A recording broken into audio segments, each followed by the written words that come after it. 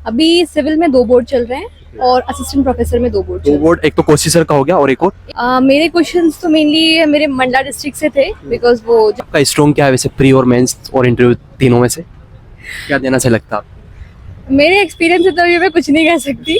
आपको? प्री देंगे इस वाला आप? हाँ।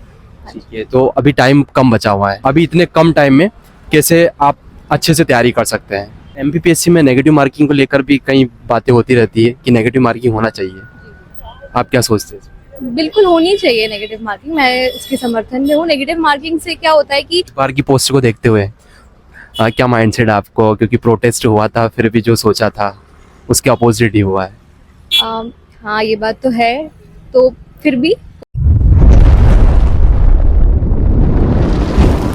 मैं आपका दोस्त कुमार अर्जुना, तो एक बार फिर से आपका स्वागत करता हूं। जैसा कि आपको पता है एमपीपीएससी 2022 के इंटरव्यू चल रहे हैं, अभी प्रोविजनल के इंटरव्यू चल रहे हैं। आज दिनांक के 8 जनवरी मैम जस्ट अभी इंटरव्यू दे के आए, इनसे जानेंगे ओवरऑल एक्सपीरियंस कैसा क्या इंटरव्यू रहा, कैसे क्या तैयारी की। शुरुआत करने से पहले मेंशन करना चाहूँगा, अगर अभी तक आपने टेलीग्राम चैनल को नहीं ज्वाइन किया तो ज्वाइन कर लीजिए।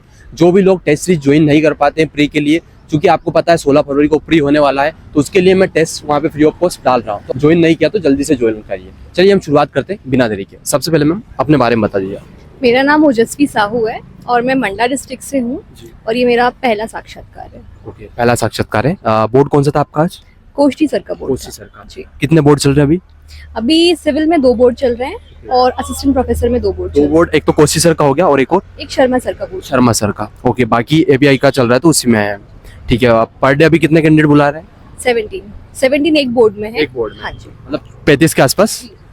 ठीक है, कैसे क्या क्वेश्चन पूछे गए आपसे? मेरे क्वेश्चंस तो मेनली मेरे मंडला डिस्ट्रिक्ट से थे बिकॉज वो जनजातियों से थे क्वेश्चन, और साथ ही साथ उन्होंने योजनाओं को बहुत पूछा। अभी जो जन कल्याण चल रहा है पर्व उसको पूछा, फिर उन्होंने मुझसे कुंभ से क्वेश्चंस पूछे और उन्होंने आदि शंकराचार्य के बारे में भी मुझसे पूछा कि उनके 4 मठ कहाँ पर हैं, क्यों उन्होंने स्थापित किए, तो कुछ एंगल वहाँ पे भी गया।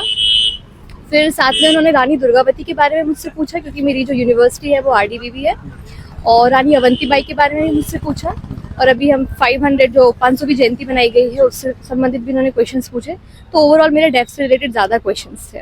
जिले से और भी कोई प्रश्न पूछे गए आपसे? जिले से शास्त्रार्थ हुआ था तो उससे रिलेटेड क्वेश्चंस पूछे जिले से, और जिले से मेनली ठक्कर बाबा और जो जनजातियां हैं उनसे रिलेटेड क्वेश्चंस थे। आज के न्यूज़पेपर वगैरह से भी नहीं थे, आज की न्यूज़पेपर से क्वेश्चंस। करंट अफेयर में करंट अफेयर से थे क्वेश्चन। कैसे थे? नेशनल लेवल के थे या फिर इंटरनेशनल लेवल के? नेशनल लेवल के ही थे, और मेनली जो योजनाएं अभी 1 तारीख को कुछ योजनाएं शुरू की गई हैं उससे रिलेटेड क्वेश्चन। योजनाएं पूछी आपसे, वो एमपी की पूछी या इंडिया की पूछी? दोनों पूछी उन्होंने एक्चुअली। हाँ, इसके बारे में क्या पूछा है योजना को?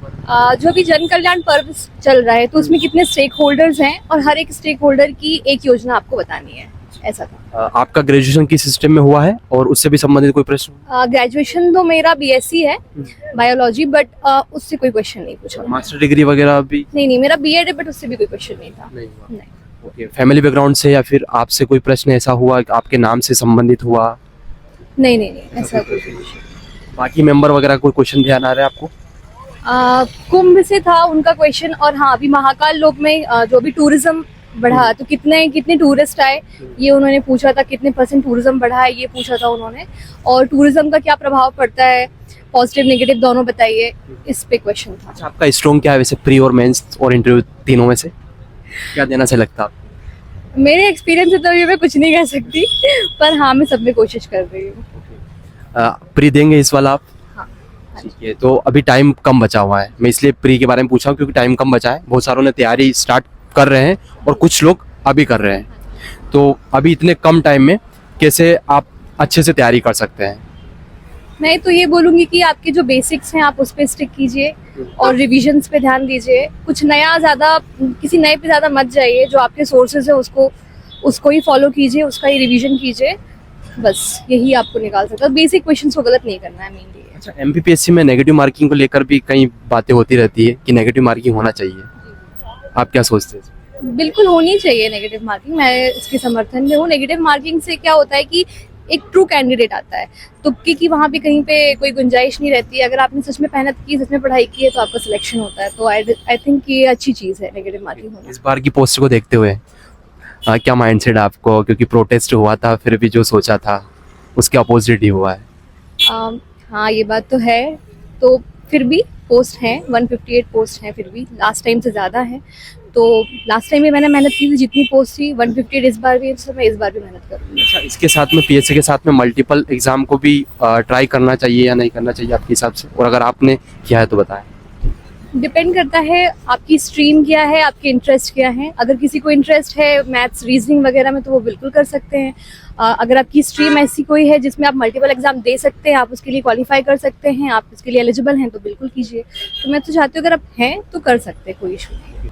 सेल्फ किया था प्रिपरेशन या कोचिंग वगैरह से क्लासेस वगैरह लिया था? हाँ, हालांकि मेरी पूरी सेल्फ ही रही है, बट हाँ टेस्ट सीरीज के लिए मैंने क्लासेस वगैरह डिफरेंट क्लासेस ज्वाइन की थी, टेस्ट वगैरह लगाने के लिए। कोई एक पर्टिकुलर नहीं है, बट हाँ सब में मैंने टेस्ट वगैरह सब दिए हैं। और कोई सजेशन आपकी तरफ से जो व्यूअर्स आपका इंटरव्यू देख रहे हैं? बस बी यू मैं ये बोलूँगी, इंटरव्यू के लिए आप जितना ओरिजिनल रह सकते हैं, जितने ऑनेस्ट रह सकते हैं, उतना रहिए। बहुत अच्छा माहौल रहता है, वो अच्छे से ट्रीट करते हैं, कंफर्टेबल रखते हैं, तो रिलैक्स रहिए, अच्छा जाएगा। अच्छा, आपने जितना तैयार किया था इंटरव्यू के बारे में, मतलब जितना पढ़ा था आपने, पहले से ये था कि मुझसे ये सारी चीज़ें पूछ सकते हैं या पूछा जाना चाहिए, ऐसा हुआ? नहीं, बहुत ही कम। मुझे लगा था मेरे नाम पे जाएगा, बट नहीं गया। तो बहुत ही कम जो मैंने एक्सपेक्ट किया था वैसे क्वेश्चंस आए, बहुत ही अलग क्वेश्चंस थे जो मैंने नहीं सोचे थे, बट आपकी रेंज में थे कि आपने जो पढ़ा है आप उसको दे सकते हैं। कुछ ऐसा चीज़ें ध्यान आ रही जो इंटरव्यू में आपसे ना बनी हो, आपने सॉरी बोला? एक दो चीजें हैं जो 1 तारीख को योजनाओं की जो घोषणा किया गया था, उन्होंने वो पूछे मुझसे किसानों से संबंधित, वो मुझे याद नहीं आई थी, तो फिर मैंने उसके लिए माफी मांग लिया। लास्ट क्वेश्चन, क्या क्या ध्यान रखने की आवश्यकता है इंटरव्यू देते टाइम पे आपको? सबसे मेन चीज़ कि आपको नर्वस नहीं होना है, क्योंकि वो अंदर बहुत अच्छे से ट्रीट करते हैं। रिलैक्स रहना है, और जो भी आपको ओरिजिनली जो आप सोचते हो, जैसे आप हो वैसे ही आपको आंसर देना, कोई फेक नहीं करना है, कोई भी बनाना नहीं है आंसर्स। बाकी जो आपकी रेंज में है वो आपसे बन जाएंगे। Okay, thank you so much. Best wishes ma'am. अभी तक चैनल से नहीं जुड़े हैं तो चैनल को सब्सक्राइब कर दिए, और टेलीग्राम से भी नहीं जुड़े हैं तो डिस्क्रिप्शन में लिंक दिया गया है, वहाँ से चेकआउट करिए और टेलीग्राम को ज्वाइन करिए। Thank you so much.